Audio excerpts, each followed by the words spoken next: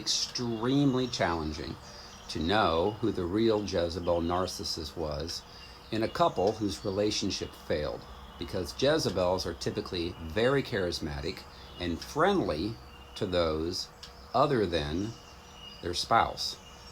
People who operate in the Jezebel spirit will talk a lot, and they'll try to get people to believe that they were the innocent victim and those that they hurt and abused were the real abusers. They want you to agree and support them.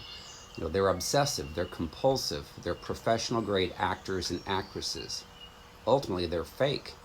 And Jezebels usually smile a lot, they'll act charming, yet they walk in a false humility and are extremely friendly to everyone except those that they dated or were married to, who won't obey them. So their true victims are normally gentle and loving and compassionate, and they were groomed to be silent during the relationship. And so when they finally have the courage to separate, to get away from their victim, they find it challenging to even talk about it. They're embarrassed for all the stuff that they had to go through, all the abuse. And of course, they were groomed by their abuser to keep quiet and stay silent, to allow them to continue to abuse them.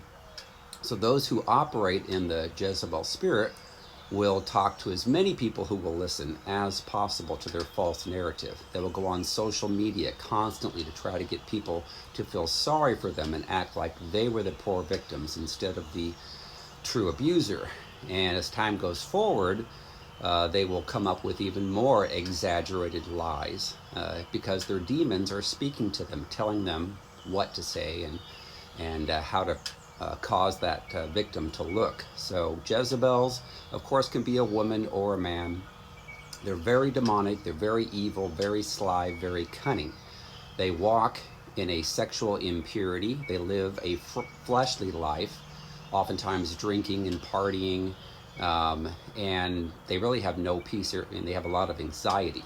And they essentially will continue to lie, and it's extremely challenging to be in that type of a relationship. So Jezebels will continue to talk about them being a victim years and years after the relationship had ended, whereas those who were their victims will tend to have moved on, and in many cases have started up like a ministry to help those who have been victims of narcissistic abuse. And they, those that are the true Jezebels can't stand that, because they don't really have any fruit in their life, no fruit